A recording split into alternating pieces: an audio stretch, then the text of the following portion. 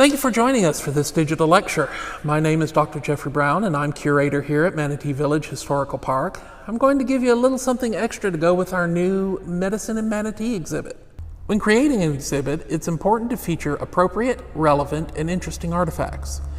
When choosing which artifacts to put on display, it came down to a choice of which artifacts were associated with the most information.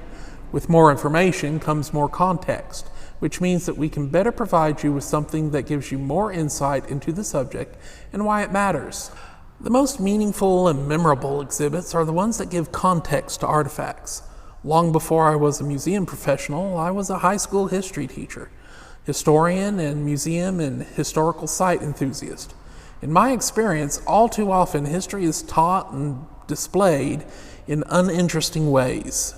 It is one of the great tragedies that more people don't know about the fascinating histories around them because they are not presented in a way that makes it relatable or interesting.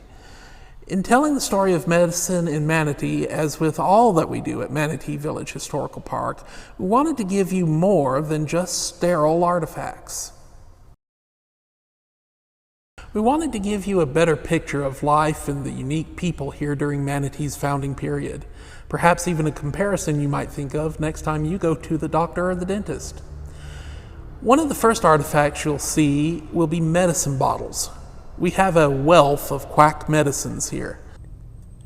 In fact, they are partly where our exhibit's title comes from.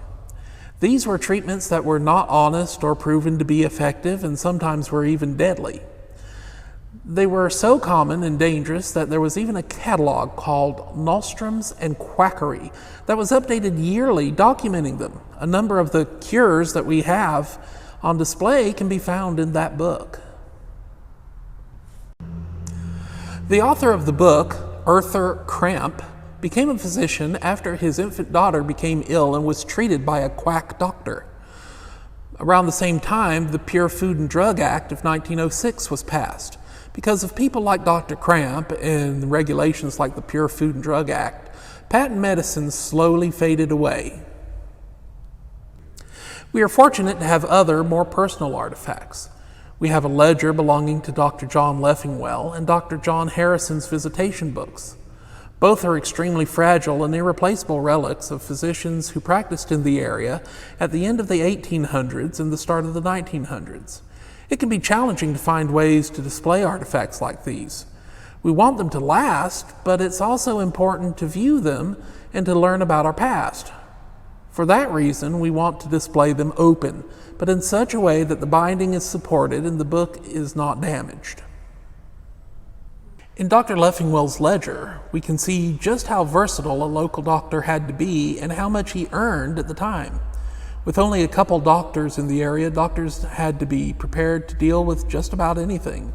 Specialties were something of a luxury. In Dr. Harrison's notebook, we see a list of babies he delivered.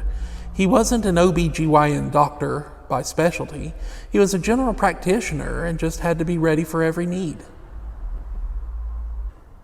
Other artifacts have been borrowed from neighboring museums. We chose certain items based on their significance to events or people in local history. This includes the surgical toolkit and Dr. John C. Pellow's sword we have on loan from the Bishop Museum of Science and Nature. Oftentimes, 100-year-old photographs that are black and white seem distant and somehow less real. But when we see personal artifacts like Dr. Pellow's sword, something he held that was part of his Confederate military service during the Civil War, it helps make the past alive. In the case of Dr. Pellow, he served as the physician at Camp Sumter, or Andersonville Prison Camp in Georgia. Letters in the official records of the War of the Rebellion document Pellow begging for supplies and basic necessities from superiors including the War Department in Richmond. What Dr. Pellow did not know was that President Lincoln and General Grant had decided to end prisoner exchange. The Union High Command knew that the Confederacy could barely feed its own troops. In an effort to strain Southern supply to the breaking point and end the war, the Union forced the Confederacy to feed and house tens of thousands of prisoners they had no supplies for. At Andersonville, conditions while Dr. Pellow was there were dire and necessitated his frequent and desperate pleas for supplies. Originally, the prison was meant to house roughly 10,000 Union soldiers, but at one point held over 3 times that number. The conditions got so bad that the people living around Andersonville donated what little food they had to the prison. In the 14 months of its existence, over 12,000 soldiers died. Dr. Pillow's sword is a reminder of how common individuals can be swept up in major events, and people we think we know have played important roles in history. Another artifact from the bishop is the Civil War era surgeon's kit reputed to have been used during the Battle of Olustee in North Florida. Kits like this would have been part of any surgeon's practice. Today, surgeries are done in sterile operating suites in hospitals with doctors who specialize in anesthesia and others who specialize in the object of the surgery, like transplants or heart surgery. When doctors used kits like these, surgeries were frequently done at home. Sterilization was unheard of. Anesthesia may be as little as a dose of a strong alcoholic drink or a leather-wrapped stick to bite on. Surgeries lasted as long as the patient could endure it, or until blood loss became too dangerous to continue. Nurses, when they were available, were there to help hold down the patient, not always help with the surgery itself. Frequently, people died not from the disease or the problem that caused the surgery, but from infections or trauma caused by the surgery itself. It was a harrowing experience for everyone involved. Sometimes, when creating an exhibit, there just isn't space to add all the stories that people might find of interest. Or sometimes there's not enough detail to make a story as compelling as others.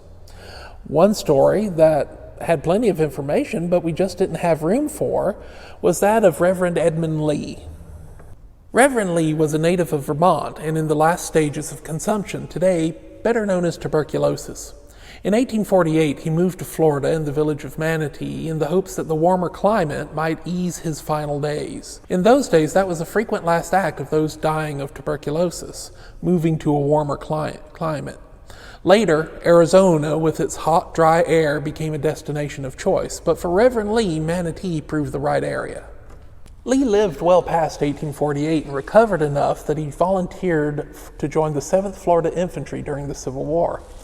Later, he was excused from service because of his frail appearance, and he spent the war as a chaplain and orderly ministering to the sick and wounded in hospitals in Savannah.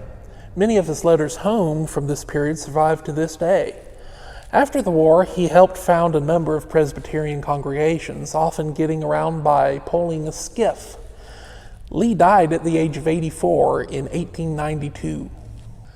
Another such story involves Edward Gates, son of Josiah and Mary Gates, the village of Manatee's first settlers. The story goes that when he was 10 in 1846, he severely injured his hip, but how is not clear. In one version of the story, he was thrown from a horse landing against a tree. In another, he was injured while playing with other children. Either way, the hip was severely hurt and swelled significantly. The nearest physician, Dr. Franklin Branch, was 5 days away in Tampa. By the time Edward got to Branch, it was discovered that his hip was dislocated, but a new socket had already begun to form. The other version of the story says that the extent of the injury was not discovered until many years later when Edward's son, Hubbard Gates, became a physician and examined him. No matter the origin, Edward Gates lived a long and active life as a Methodist circuit preacher, riding thousands of miles on horseback during his career. No doubt he was in constant pain because of his deformed hip, which makes his dedication to his ministry all the more inspiring. Stories from the past like these make people seem more real. When we can tell stories that people today can relate to, it helps create a bond with people of the past. It makes their lives more understandable. The past can seem like a completely alien world, and in many ways it is. People in the 1800s and early 1900s dealt with issues rarely even thought about today. For instance, in cities in the 1800s, most people made travel plans based on yellow fever season. Outbreaks of yellow and scarlet fever, as well as dysentery and other diseases, broke out on an almost regular yearly schedule. Until COVID came along, that's really not something most of us ever had to think about. Sometimes there simply isn't space to tell all the stories we want. Like all museums, we have many artifacts to show and stories to tell. The limited space in our exhibit rooms make it impossible to tell all of them all the time. So we have to pick and choose stories most vital to getting the big idea of the exhibit across. One such story is that of Dr. Fuhrman Whitaker.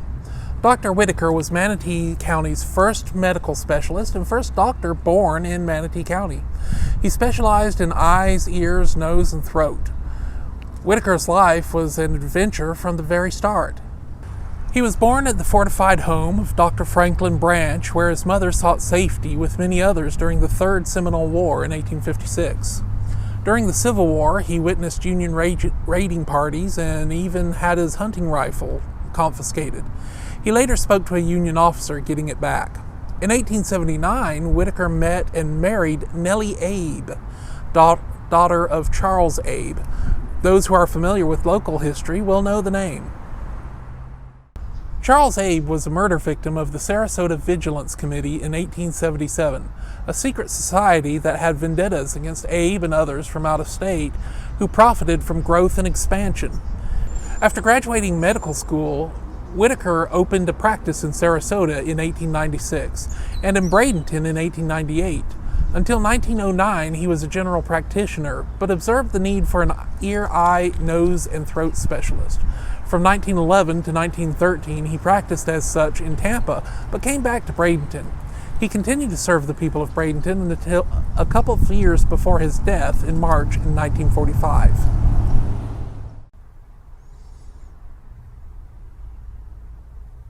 Sometimes, because of the time frame we cover, we have to leave out some of the most interesting information.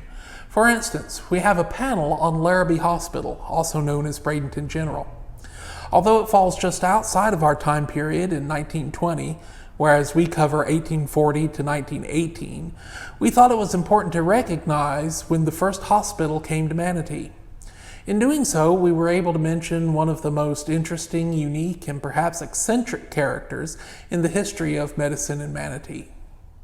Dr. H.R. Taxdahl, who was on staff at Bradenton General from 1953 to 1957, contributed some interesting stories about Mrs. Dovey Larrabee to Robert E. King's A History of the Practice of Medicine in Manatee County.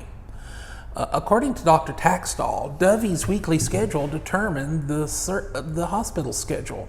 From 10 a.m. to 1 p.m. every Tuesday, all work stopped at the hospital while Dovey had her hair done.